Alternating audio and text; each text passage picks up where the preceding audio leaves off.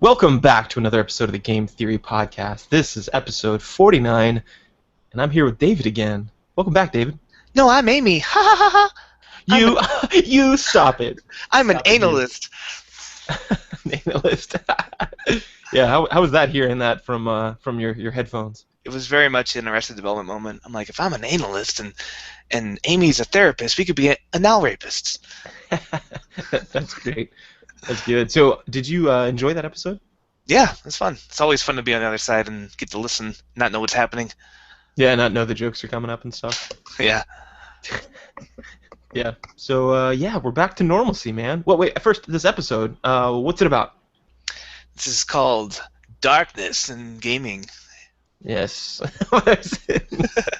Yes. Well, David had a much more clever note or title on the notes, and it said, "Hello, darkness, my old friend."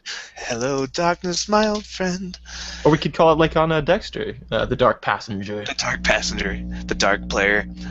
which was awesome for like the first 2 times he said it, but after like season 5, it's done.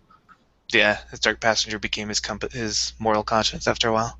Yeah, what the heck? He went from like the darkest anti-hero ever to like this angel of light. He basically just the execs got a hold of the story and said, you know what? No, he's Batman now. And they're like, Batman? They're like, yeah, just make him Batman. People like Batman. What was that? Oh, I know we've referenced this before. There was a famous incident of that, of like them writing something they didn't intend. Oh man, maybe that was Dexter, but oh well. They intended like there's been a couple examples where like it's a not sitcom, jeez, a Dexter the sitcom comes in. Hey guys, yeah, claps? kicking the front door. Yeah, he's got a knife. Yay! No, like this is an example of like it got really popular, and so like the executives tried to make it more broadly applicable. I think maybe is that what you kind of think? Yeah, that definitely happened with Dexter. They even rewrote the ending because, it was obvious Dexter wasn't supposed to make it through that series, and the execs were like, I'm going to spoil the ending because it sucks, so fuck you. There's nothing to spoil. It's a terrible ending. Yeah, you don't make a serial killer where he has his sister is like supposed to make it to like kind of a captainship or at least a lieutenant, and him not get caught and everyone be happy. Yeah, that story was destined to end in tragedy. That's the whole point of it. And then they're like, oh no, we really want to make him a marketable Batman character we can bring back later and get the kids excited. So the execs actually rewrote most of the last season, but definitely the last episode, and they changed it to, instead of him getting what he deserves, which we'll talk about later, the concept of deserving, but instead of that, they gave us the very unsatisfying, he's a lumberjack somewhere in Canada ending. Which is kind of like a modern trend, which is kind of what the episode is about, is like, why was that unsatisfying for viewers today, whereas like maybe 50 years ago the idea is that it wouldn't have been? Yeah, why do we find it unsatisfying, and what games are bucking that trend? Right, yeah. So that's kind of what we're talking about. Yeah. I think this is a cool episode. Whenever you brought this up, I think this is your brainchild. And, I was listening to a Crack.com podcast that was talking about how this is happening a lot in TV and movies, and it made me start thinking about video games and how they're kind of following that same trend, so it'll be interesting. Cool. So, yeah, we're back on a normal schedule now. Now we can start planning episodes. This will be great. Yeah, no more randomness, so we actually get some of those interviews lined up that we've been talking about forever, and we have sound quality. It's gonna be wonderful. It's gonna be ridiculous, yeah. So no more. You're not recording from a phone this time? No, last episode I was on an iPhone because we couldn't get any computers to work. It's the worst. So yeah, things are better now. And speaking of great days, yesterday was a wonderful day for me. Why? At 11 o'clock, I got in my car, and of course I'm in Colorado now, so the weather's just perpetually in the low 70s. I hate you. And so I like, la la la, I get to the car, I drive, and I go see the movie Guardians of the Galaxy. Oh my god, so did we. Nice. We also did a matinee. What was that? So what'd you think? I know Amy liked it. Yeah, it was awesome. I loved it. I have no history with Guardians of the Galaxy either. Like, I don't know anything about them other than... Yeah, I'd heard of Rocket Raccoon, but beyond that, I had no history either. Didn't know what I was going into. All I knew was it was getting good ratings, so I wasn't too nervous about just seeing it. Mm-hmm. And loved it. I was just smiling in my seat for the whole movie. I was just having a really good time. Lots of funny jokes. And you know what it felt like to me was like the best Edge of the Empire game you could adventure on screen, right? That's what I was thinking, yeah. Like it's all about like smuggling and bounty hunters and scum and villainy, and then like getting involved in something bigger than they are. Yeah, way bigger, exactly. There's something big going on in the universe, and it's just a couple, just like a motley crew, trying to get the job done. Yeah, I Which, highly recommend it. I don't remember even with Marvel, they've been doing some good movies lately, and I don't remember having that much fun in a Marvel movie in a long time. no, absolutely not. Especially after watching, Amazing Spider-Man. Okay, any Spider-Man movie, I'm gonna watch it and I'm gonna love it because I've been a hardcore Spider-Man fan since I was a kid. Like my mom bought me the little underoos. Like my mom was in love with Spider-Man growing up, so like. That obviously translated to me because she just bought all the toys for me and stuff, and like the comic books, and like it's the only thing we would actually spend money on. So I'm gonna watch it. I'm gonna enjoy it. But Amazing Spider-Man, I like it. I like where it's going. It's really fun. I know it's some people don't like it so much, but compared to this, now that I've watched this, I'm like, that's how it should be. Fun, goofy. Right. Like kind of he gets in over his head because Spider-Man does. That'd be good. Yeah, Well, it yeah, was, it and was those great. were two different studios, so you can kind of feel the difference. But even with the other Marvel studio things like the new Captain America and the new Thor, like they just were not as fun as this. This is a great fun movie. Okay. Yeah. But Yeah, yeah, yeah. Thor, especially. I haven't seen the new Captain America. It got good ratings though. it was a good movie. I enjoyed the new Captain America, but I really had a good time in Guardians of the Galaxy. Yeah, it's almost like they had so much creative license, and like you could go in with low expectations, Mm. So I think there's something to say with that, like, yeah, versus like Thor, where it's got to be epic. Well, to me, it also bodes well for. I know a lot of people were like, "Oh no, Disney bought Star Wars. What's gonna happen?" Yeah, Like to me, it that's what I was bodes really thinking. well because I was watching the credits because they're brilliant. The way modern filmmakers, like especially comic book movies, they're like, you know what? No one watches the credits. We put a lot of work into those. You should watch the credits. Show some respect. So they always add those Easter eggs now at the end. Yeah, So I'm sitting there waiting for my Easter egg, watching the credits, and I see a ton of resources from Industrial Light and Magic and yeah, yeah, Lucasfilm, yep. and I'm like, oh Dude, great. hold on. Before you move on, did you see that Nathan Fillion was in it? Oh no, I missed his name.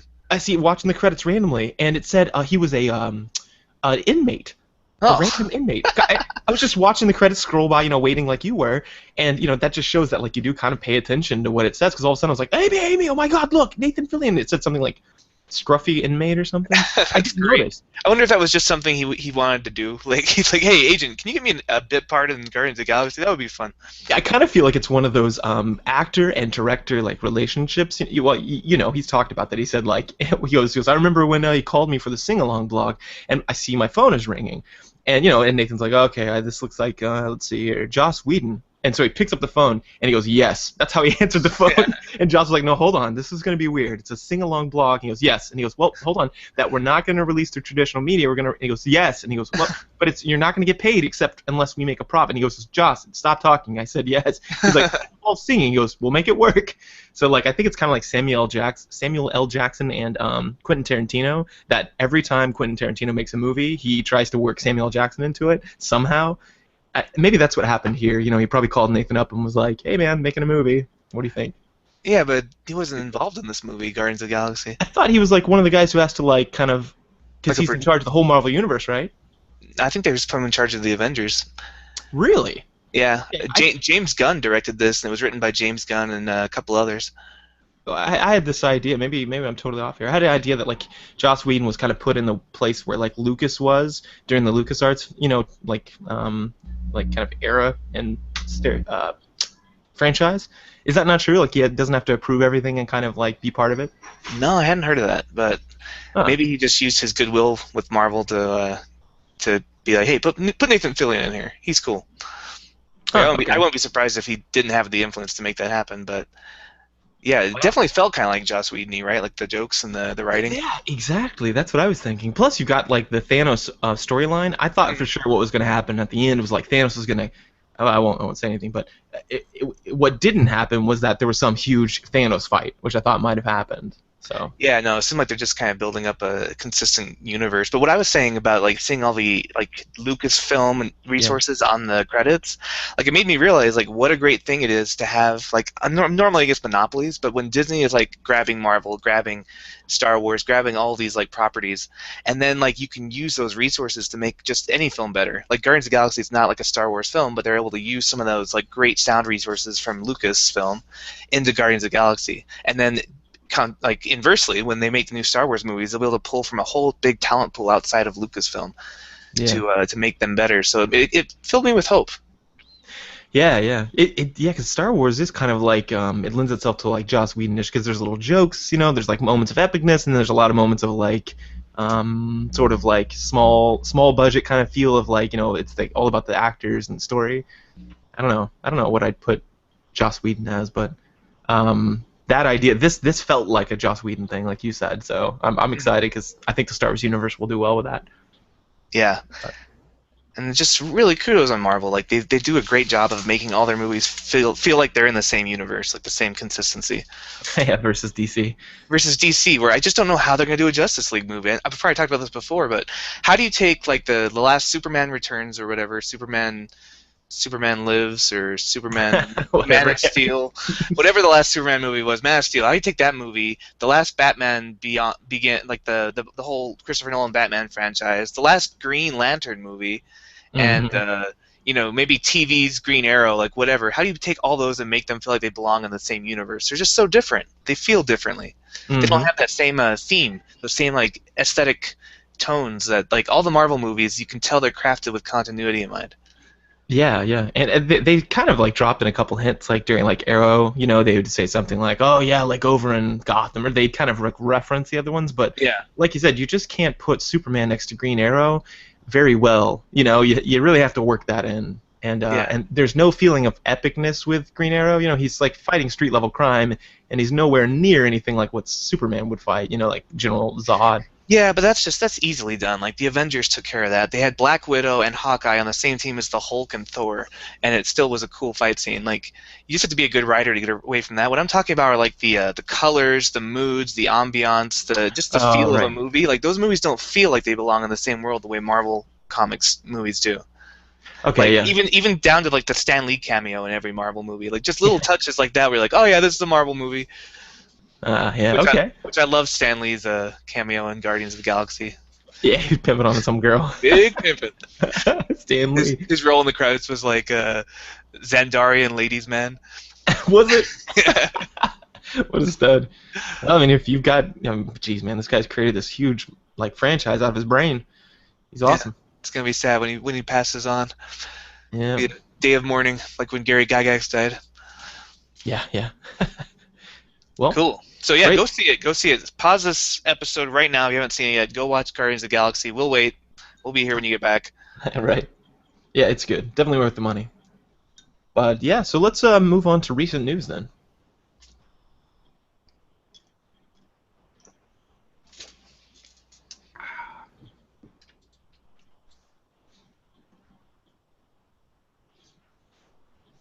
All right, so this is the recent news section. We're going to be talking about things that have to do with gaming and/or our specialties that have been in the news. So, what's first up on the list?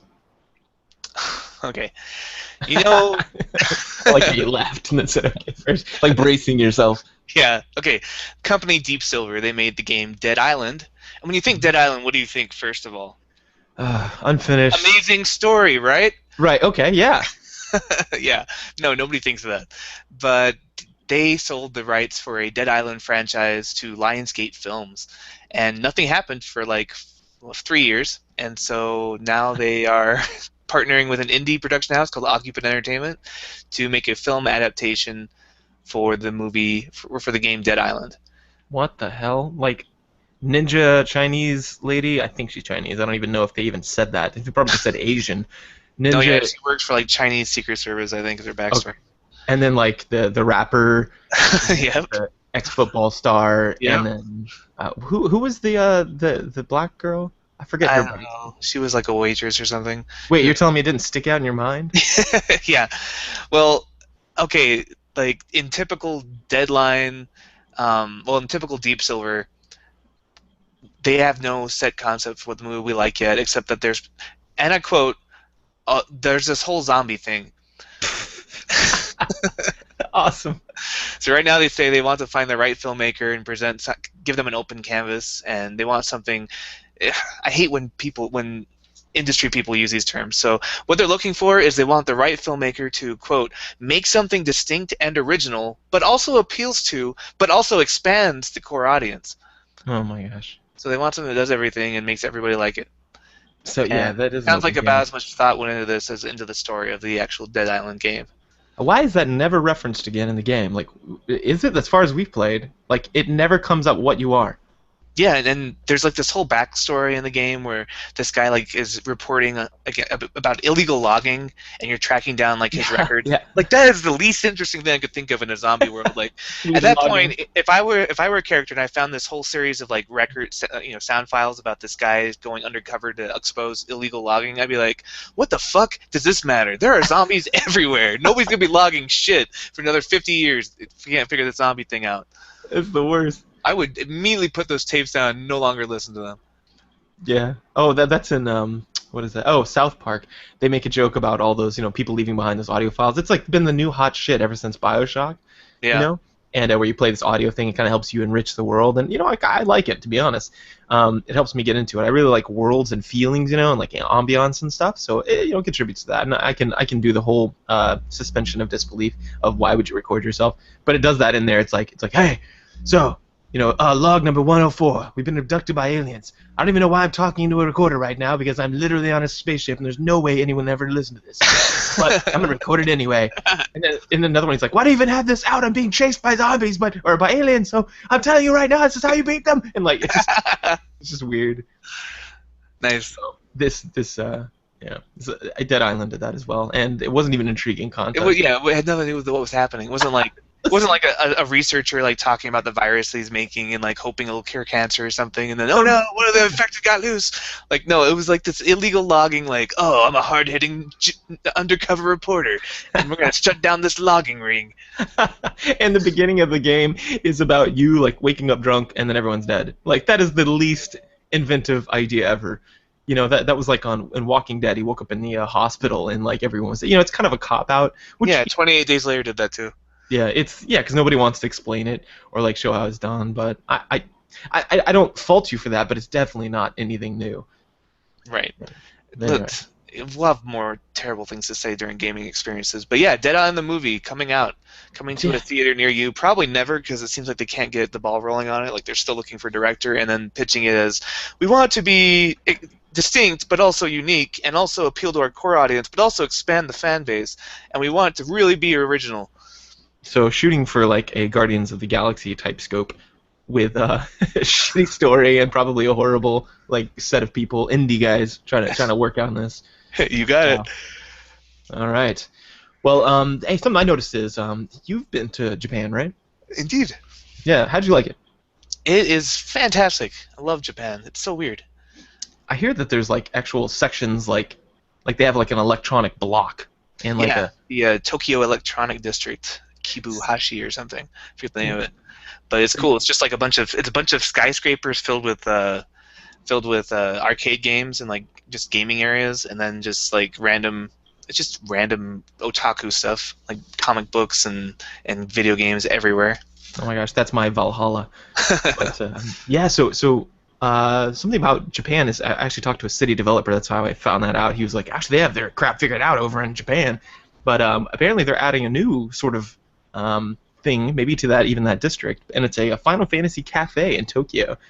Oh yeah, theme cafes in Asia, like South Korea and Japan, both are all about the theme cafes. Like Whitney, the girl I was dating when I was there, she wanted to go to a Hello Kitty cafe in Seoul, so we went there and everything was Hello Kitty everything.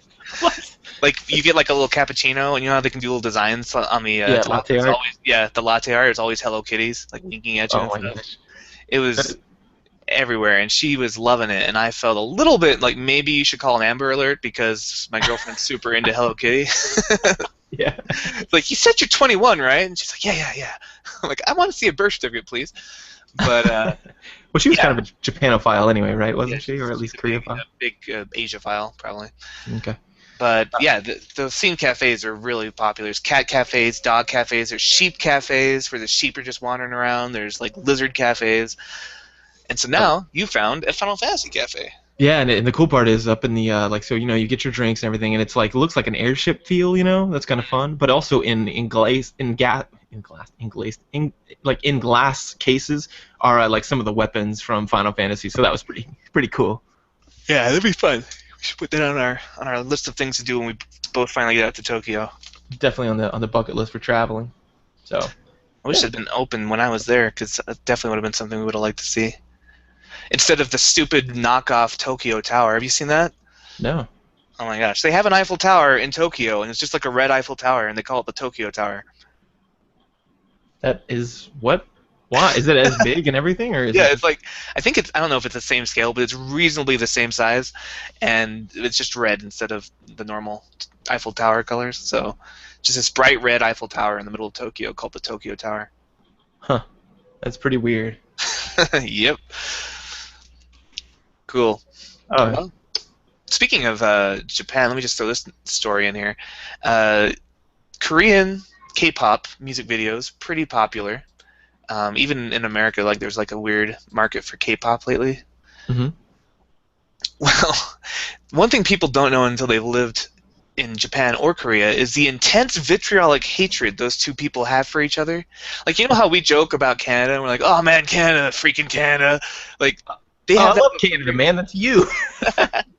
Okay, it's me and it's South Park. Like, that's kind of a running joke with Americans, right? Where we're like, oh, Canada, you gotta blame Canada. Yeah, yeah. But, Okay. but you're not going to see an American who really hates Canada, right? You're going to see an American just like, Oh, oh, God. fucking Canada. Do you remember the time they burned down the White House in the War of 1812? We must never forget that. Right, right. Koreans have that with Japan because they came and burned down all their monuments and stuff during the occupation, pre-World Yeah. War II and during World War II. Basically, Japan, if you study Asian history, is just got a long history of being total dicks to everyone else because they had to expand. And so they're like, let's just expand and conquer. And they're trying to like expand their empire, you know, kind of like Britain, really, only with a lot more rape and burning. And so Koreans are still sore about that. Like, there's a huge history. Like in World War II, Japan like just kidnapped a bunch of women and took them back to be like rape slaves for the army, and the women never came back. Like, they just never made it back to Korea, and so they've got like a monument to these war brides. Wow. Yeah, they are not okay with it. So anyway, there's this new single for a Korean pop group called Red Velvet. It's called Happiness, and it's about you know, everything that makes her happy. Just it's one of those like happy songs, you know.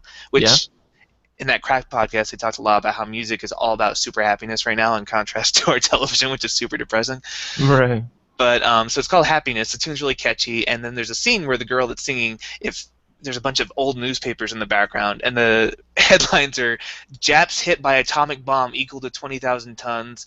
Bomb blast Hiroshima. Allies tell Japs Hiroshima must obey our command. And there's words like nips and Japs all over it, like super racist Wow. expressions for Japanese people.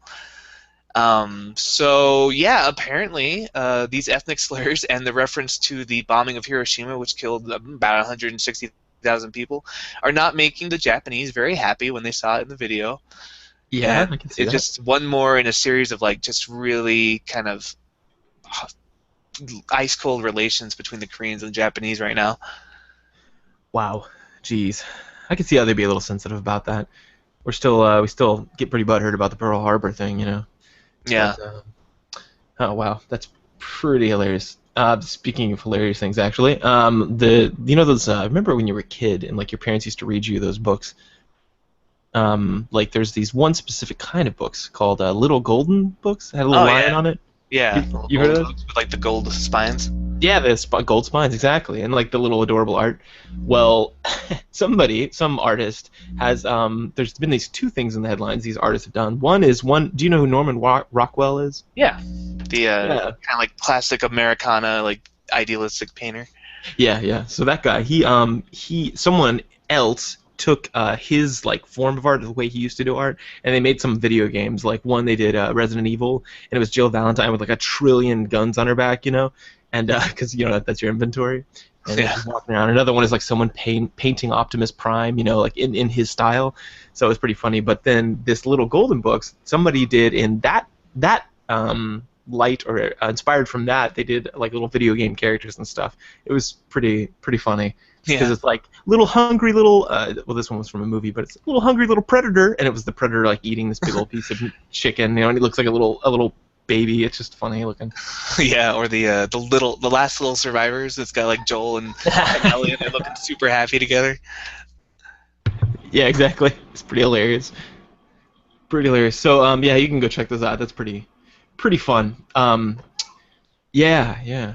Another thing that I saw that I just keep this around in general because I run a little bit. And have you been getting back into running?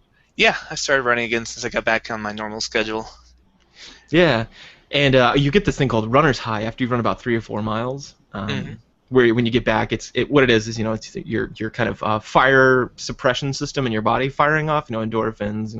A little bit of dopamine in your nucleus accumbens to help you feel a little better.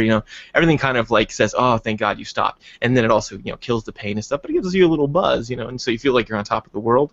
Well, exercise in general also just keeps everything functioning pretty well and like lowers your blood pressure and your cortisol levels, and so it makes you feel overall better. So a lot of people get into kind of these something Amy's been kind of working on as a side project is like running therapy, which sounds weird because I reserve therapy for things that actually work, but this is based on good evidence that like when you exercise, you subjectively experience the day as more like a higher valence, so more fun or better in general.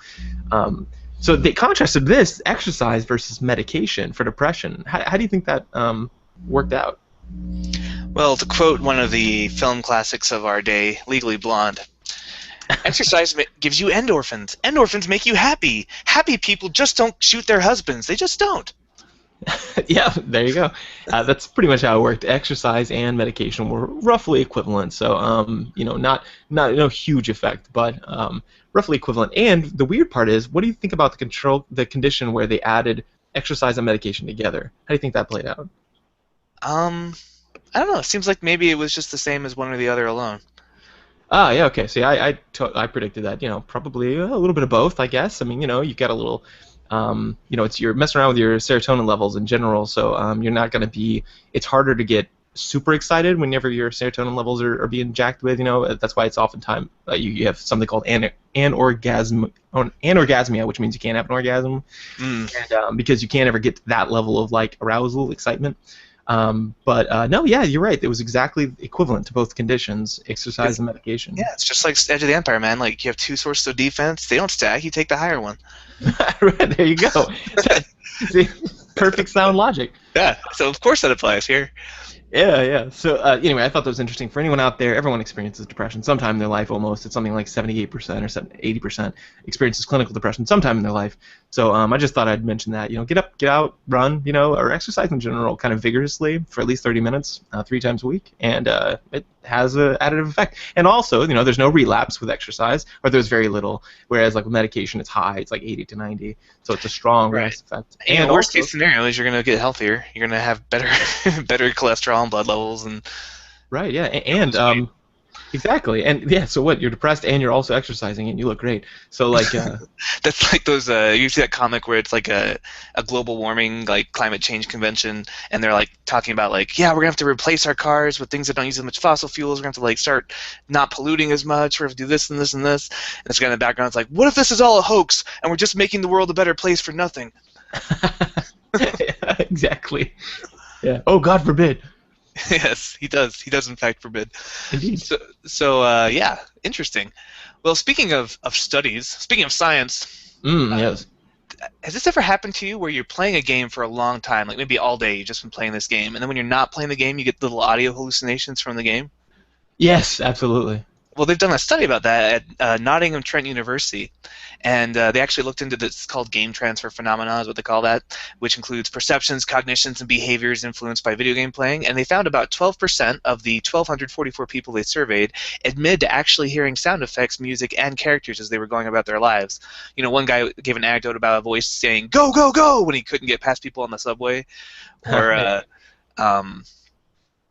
with me, whenever I would play Smash Brothers for a long time back in those marathon Smash Brothers days, I would hear the da da da da just kind of in my head sometimes randomly. Yeah. La da da da da.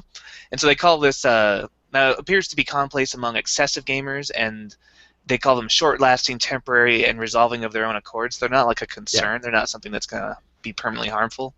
So settle down, news media. But, are they going nuts about this? No, but it's one of those things that I imagine if they picked up, they'd be like, video games cause hallucinations. They are. This is actually something, a game transfer phenomenon is something I'm very familiar with. This is how it kicked off in the field for violent video games. Because they had something called the Tetris effect. Have you heard of that? I'm sure you can guess what it is. Yeah, where you just start seeing like things like, oh, I could fit that into that, I could fit that into that. And Yep. Yeah, and so You people thought, oh well, instinctively want to problem solve. yeah, yeah, and everything starts. You become very. It's because of the increased blood flow, that you have to your visual cortex, and you practice manipulating something. You're constantly reinforced for it. Our bodies are really good at like continuing doing what we're doing. That's why like long distance running, within the first, I can't remember how many steps. It's like 12 steps or 15 steps. Your biology physically changes itself to say, I'm long distance running if you're a long distance runner. So like my body would be totally different than it's operating right now in just 12 steps, which is way before it knows I'm running long distance. So that's pretty cool. But yeah, so this game transfer phenomena is that, or these phenomena is that one is the Tetris effect, but they also thought maybe that happens with violent video games. You're running around, you're shooting, and suddenly now you want to shoot other people. But yeah, auditory. It happens with auditory, visual. It happens with a lot of different things, and it's not just to video games. It's anything you do. Like people who are construction workers, for example, sometimes have auditory hallucinations. This happens in our clinic a lot, and they'll say things like, yeah, sometimes I hear someone like or hear a crane in the background. I look outside and there's nothing there. And I'm like, because one of the questions we ask is, have you ever heard a sound or seen something, looked over and it wasn't there, just assessing for actual hallucinations. And that's considered like normal. We're like, okay, that's normal. Or like, oh, I heard my dead person talking to me. It's very common in some cultures, is to hear these, voices from beyond the grave, but it's not a clinical concern. So this too, this auditory phenomenon. I think auditory hallucinations are awesome because I actually had a client who had auditory hallucinations. So I read a lot about them, and fascinating stuff, man. But yeah, it's very subjective. Yeah, I've never had them unless I've just binged on a game for a long time, and then I'll start hearing them. Like when we were playing SWTOR a lot, I'd hear some of the like the loading screen SWTOR music sometimes, and just that soundtrack. But yeah, they call these conditioned responses. If you want to read more about it, they've published their study in you're probably familiar with this. It's the International Journal of Cyber Behavior Psychology and Learning. Yeah. So a lot of they publish their finding there. It's nothing surprising for gamers because we've all had this happen, I think, at one point. Right. But it's kind of fun to see them kind of look into it and see if this is like just you or is everybody having this. Yeah, and it's a well understood psychological phenomenon, but I'm not familiar with any literature that talks about the neuroscience of it. I'd love to see like pictures, like what's going on, Yeah, like the real science. Yeah, it's great. Yeah, phenomenology and the relationship that us as an organism has with our environment, we're well understood already. But yeah, the neuroscience has to catch up on that. That would be really cool. I'd be interested in seeing that. But cool. That wraps up all my news sections. How about yours? I got one more just little tidbit. It's not really gaming related, but it kind of fits into our larger one of our meta topics has been like feminism and sexism in media. Yeah. And this one is from. It's talking about a Ghostbusters reboot, but they're asking the director of Bridesmaids to do an all-female Ghostbusters reboot. That's strange. Yeah. So I don't know. It's interesting because one of the complaints people have is that female comedians aren't taken seriously. Like there's this whole like women aren't funny kind of conception that we have, and then the movie Bridesmaids came out, and that was by all accounts a funny movie. Have you seen that one? Yeah. Yeah, it's pretty funny, right? Yeah. So this was kind of like the director was just kind of like, screw you guys, females can be funny too. Stop being sexist. So I'd be like, part of me is like, oh man, Ghostbusters though, it's sacred, Bill Murray. Yeah, right. But the other part of me is like, all right, well if you can make it funny with all women, like go for it. I'd like to see a funny movie. I don't care the genders as much as whether or not it makes me laugh. Yeah, that is a bias I have too. I noticed that I noticed myself thinking, yeah, this isn't going to be that funny, and then I was like, wait a minute.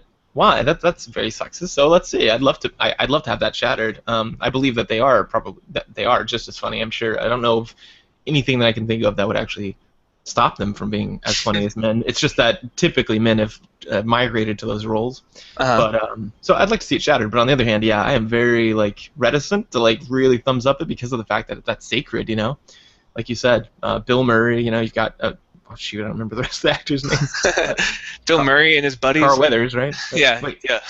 Yeah. So anyway, yeah, and his buddies. But, yeah. So good. I'm excited about that. But if that wraps us up, I guess we can move on to gaming experiences. Gaming experiences.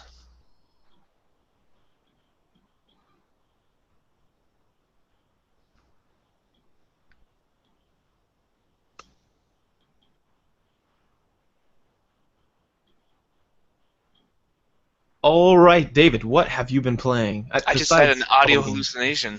You did? When you said gaming experiences, I was like bum bum bum bum ba da bum bum bum bum bum bum. Little Ninja Gaiden in my head. Yeah. Nice. All right. Yeah. Oh, okay. So I'm back.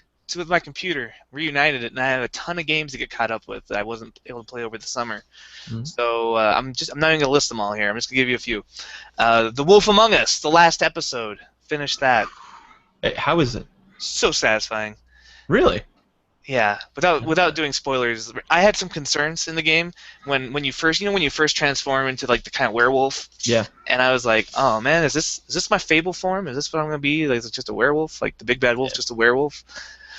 Whew, so satisfied after playing the last episode. Cool. And the ending, I'd like to get your thoughts on because it's really causing a lot of people to scratch their head. There's a lot of fan theories about what actually happened in the ending. It's one of those kind of like talk about the water cooler moments. So Sweet. definitely worth finishing up if you could peel yourself away from Dead Island for just a couple hours. Ooh, that's going to be a tough sell. Speaking of Dead Island, we played some of that together. Now that you're back with your computer, we've been able to play some co-op games. Yeah, why did we play it together? What was the impetus for that? Because it sucks single player, but also we both had it, Yeah. and we only played it like maybe together. Or you played it what, a couple hours or something maybe? No, I played it like 10 minutes with Tim. Yeah, it's so bad. It didn't get horrible reviews though. Like it got bad reviews, but not like the People same are level. stupid. People, I'm on this whole rant with Tim the other day about things that are popular and how much they usually suck compared to things. It's this whole like hipster rant that I was on, but basically I'm very distrustful about common opinion now with media. Well, that's probably a good place to go. Because yeah, this one definitely affirmed that. This is this is bad. Yeah, so the theory was like, well, it's bad, but is it bad? Nothing's bad co-op. River City Ransom's bad, but it's really fun co-op. So maybe we just gotta play it the way it was meant to be played, co-op. Yeah, we just had an episode about side-scrolling beat-em-ups, which by yourself, those aren't very fun. Like I don't really care. I mean, they're okay, but co-op is the entirety of the attraction to them.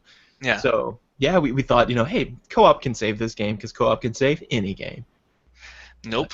No, so bad, man. First of all, for a game that's built around co-op, it was really hard to get co-op set up. It was what the hell? like we start off and we're like, okay, so I got to make it private. I don't want random because by default, random people can just jump into your game and just start killing everything.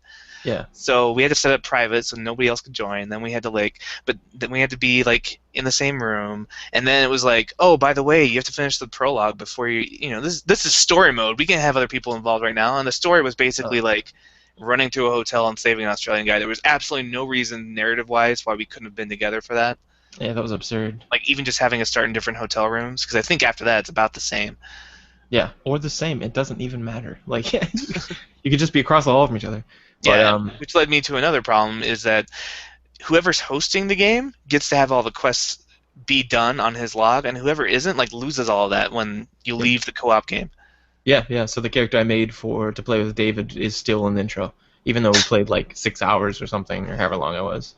Yeah, 2. Ridiculous. And the another problem, character customization. Now, I understand you can't always have customizable characters. Like, not every game is a Madden or a, what was the game you were playing last time, the mixed martial arts game? Yeah, UFC. Those games make it they easily demand character customization, but games like The Last of Us or Left 4 Dead, they've put a lot of voice acting and dialogue and story into the characters, so you can't just put your face on Ellie and be like, now I'm Ellie, and have all of her lines still be Ellie, like the voice actors. Ashley, whatever her name is. Johnson. So yeah, Ashley Johnson. So I understand you can't have character customization in most zombie games, and I've accepted that as part of the price you pay for a good story. But what do we have going on in Dead Island? Why can't we? What's the scenario there? What are the characters? Absolutely. We mentioned them in the intro section. Absolutely nothing worthwhile. And even if it was, you don't ever talk. You're a silent protagonist. You say whenever you get a quest, you say yeah, I can do that or whatever. But that's it. There's no it never pulls back the camera and shows you talking with someone else, third-person camera. It's always first person, and all you see is your hands and your feet. Yeah, and you say things like "help" or "yes, I'll do that." You could easily record generic male, generic female voices for that. Oh yeah, absolutely. And even if not, the gameplay is kind of fun. You get to bash zombies in the face, right? That's fun. Yeah.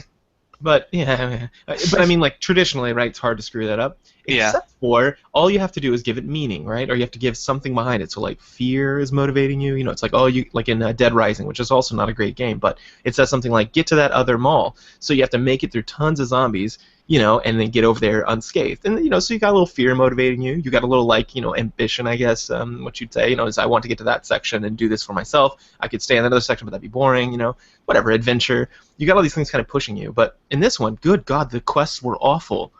Like one of them said, "Bring some insulin to my brother," and I was like, "Where is he?" He's like, "I don't know." I'm like, and you can only track one quest at a time. Yeah. And most of it is just like gopher stuff, like get Fetch 5 quests. bottles of alcohol, yeah, things like that. It's just absurd. Yeah, and you never have that sense of fear, right? Because the zombies appear in groups of 2 or 3, maybe 5, like, and they're easily. We just to make the game more interesting for us, we developed jump kicks where we just jump and kick because it looks stupid. It looks really stupid. Like you see, you were playing the rapper guy, and he would just go flying across the screen with like a Bruce Lee style dragon kick in the air, and zombies immediately fall down, and then you just kick them a long time until they die. Yep. Or you could use your melee weapons, but you're like the game actively punishes you for doing that. Like they make the melee weapons more fun to use, and then they punish you by making the durability really sucky, so they'll break down really fast. You have to spend resources to repair them. Yeah, a metal pipe takes like 10 hits and it needs to be repaired. I don't know how that's possible. Like I could hit someone with a metal pipe probably like I don't know 30, 40 times before there's even a dent in it. Those things are stout. Yeah, I've murdered a lot of people with a pipe and never had to replace it. Exactly. My personal history with pipes has been very successful. Well, and many, and then. And people just end up not using the melee weapons if they don't have to, right? Because it's resource to be hoarded. So you just end up kicking things, which is so boring. You kick them down, they just kick them while they're down until they stop moving, and that's the game is encouraging that play style. Oh, like wait until you get rewarding you for that. Wait until you get in the head stomp talent. The head stomp talent lets you instantly kill anything on the ground if you just walk to its head and hold down the use button. For me, it's E. And just hold it down, and then you instantly kill it. So you jump kick it, you walk over and you kill it. You literally never have to use the weapon again unless it's on a big, like one of those big bosses. Right, and it's fun to use weapons, but the game, like the way the game's designed, is they've actually punished you for doing the fun thing, and they reward you for doing the boring thing. Yeah. That's bad game design. Yeah, that's just not good. The game in overall is just horrible. The voice acting is bad. It's some places it's moderate to good, but most of the time it's fairly bad. The graphics aren't anything to write home about. It's super buggy. Completely uninspired. It's like go help those people in the lighthouse. I was like, why? We're doing our thing here. Look, we're trying to get to radio for help, and they're like, go help them. Just do it. And I'm like, really? That's it? Oh fuck. So like it takes everything that's bad about World of Warcraft and combines everything that's lazy about like modern first-person shooters. And it just comes up with this unholy alliance of shit.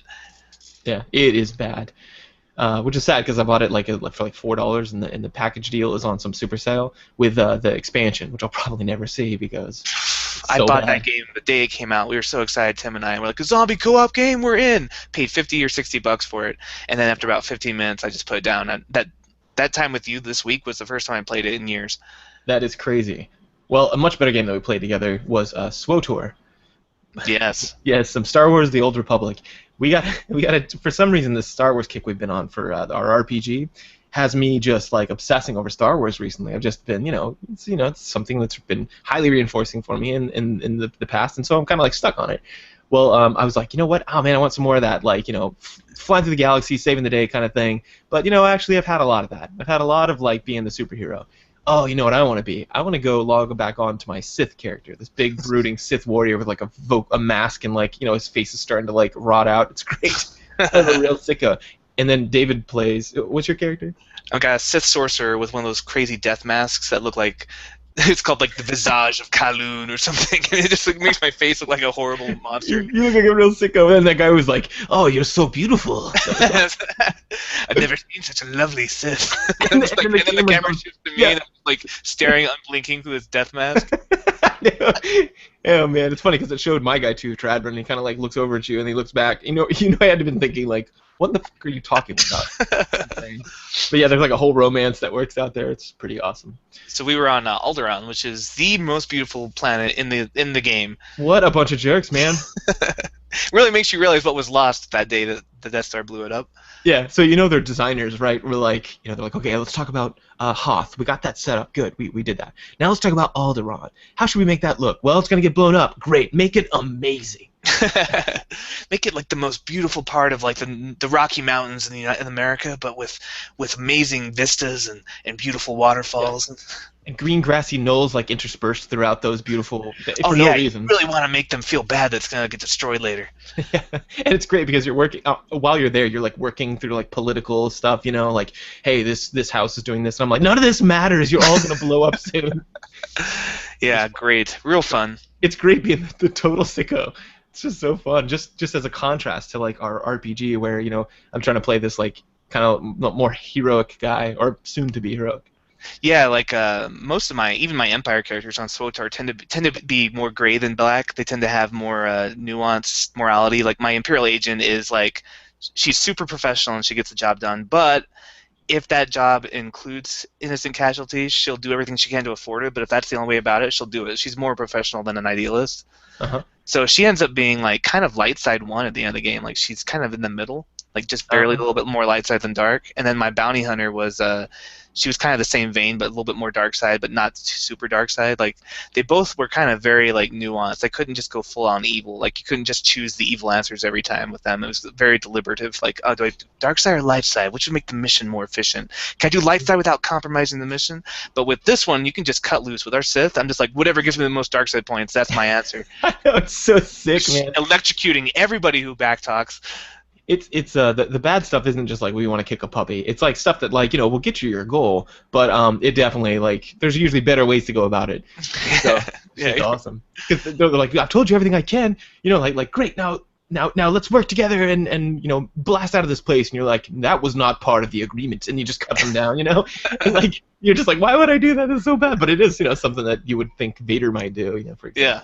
So it's super fun to get a cut loose like that after all my it is my nuanced characters. Laboriously like thinking about each decision. You're like, does this really get me where I want to be? Here it's like dark side click. And the best thing is I've got two companions. I've got one who's like a horrible like alien death machine who's been like in stasis his whole life because he's such a horrible monster.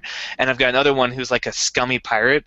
And they both just get so excited when I do something evil. Like whenever I like backtalk or kill someone or electrocute someone, I get a huge boost of affection from my little companions. Yeah, I just got my new companion is he's like a Imperial kind of officer guy, he's like one of those types, and he's the first character where I can, at least most of the time he likes what I do, but he also likes a little professionalism, so sometimes he doesn't really care for what I do if I like completely go against an agreement or something. Right, because your first companion was that Twi'lek slave who's like a total good guy, and she hates him bad. Oh, she did not care for my decisions. I was constantly like, because I'm ruling through terror. That's my goal. So a lot of times I got to do stuff that's pretty bad. Yeah, but she's there to make you kind of have that option for the dark side redemption storyline, because she's supposed to like kind of show you back to the light, but you're just like, no, fuck you, switching out for the Imperial Naval Commander. Of course, man, got to get the job done. Well, speaking of zombie games that don't suck, I also played the latest episode of The Walking Dead. Have you seen that one, episode 4 yet?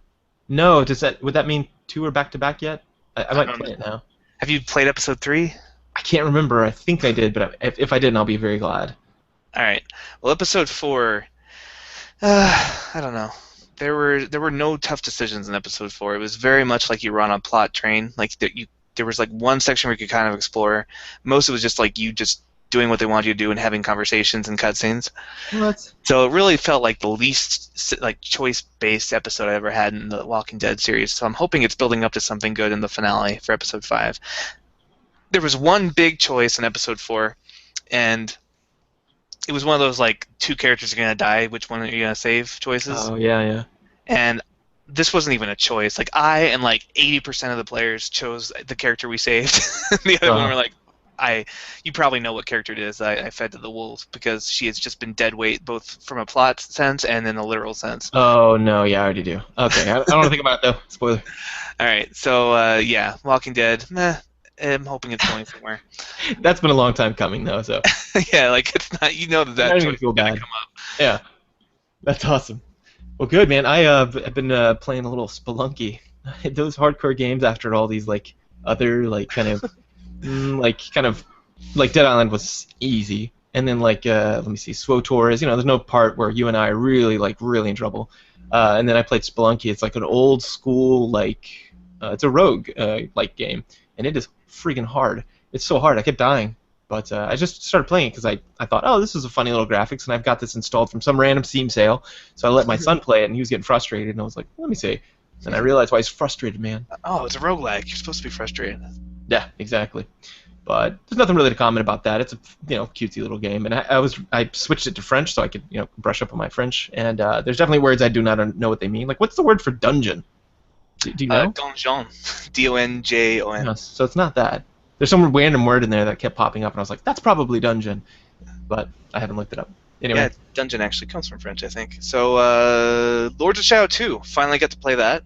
Ah, for a while. Good. What do you think? I don't know. It's like not a. It's a game that doesn't always feel fun to me. Like sometimes I just feel like I'm doing work when I play it. Like especially that stealth scene with Pan's brother. I was just like, oh Jesus. That's the worst part of the whole game. And then there's, you know how I am, like the feeling that I might be missing like like an upgrade, like a paint, those little paint boxes that they hide around.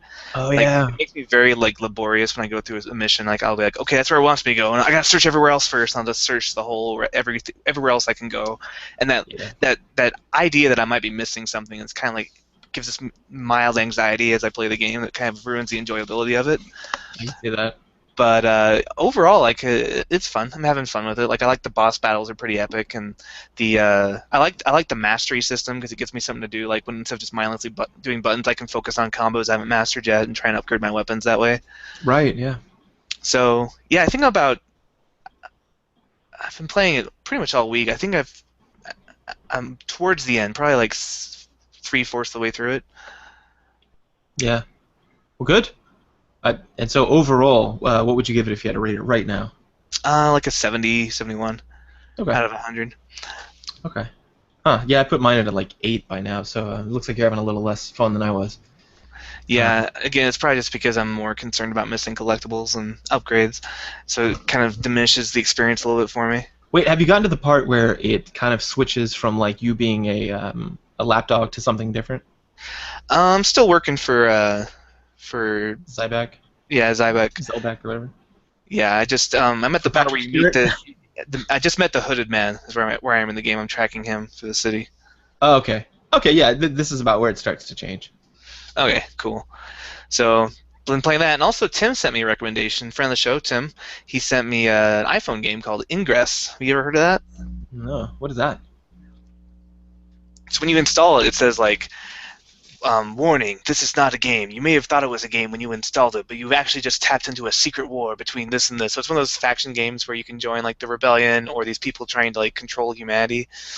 And the backstory is kind of like these strange exotic matters like leaking in through the Hadron Collider experiments. And it's been kept super hush hush, but the exotic matter can be used to what you can weaponize it. You can use it to control minds. Like it's like a kind of I don't know, X-Files kind of feel.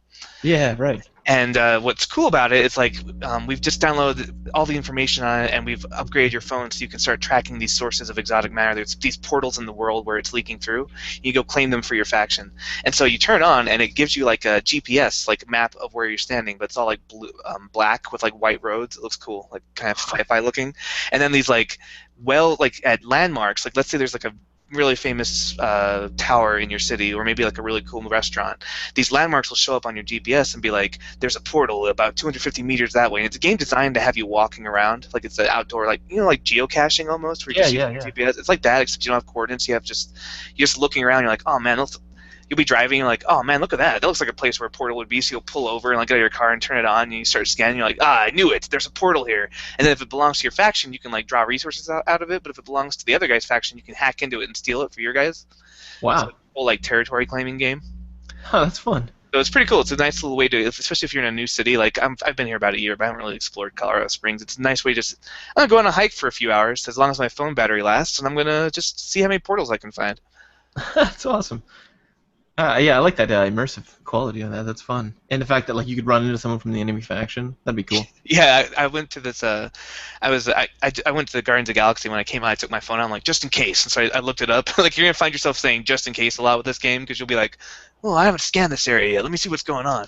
So I pull out my phone and I see like this famous microbrew restaurant. nearby, and there's an enemy portal there. I'm like, oh shoot! And I walk up to it. I'm looking around surreptitiously, making sure no one notices me hacking into it, and making sure no one from the other faction is around. That's awesome. Oh man. That's Ingress on the iPhone. I think it's on Android as well.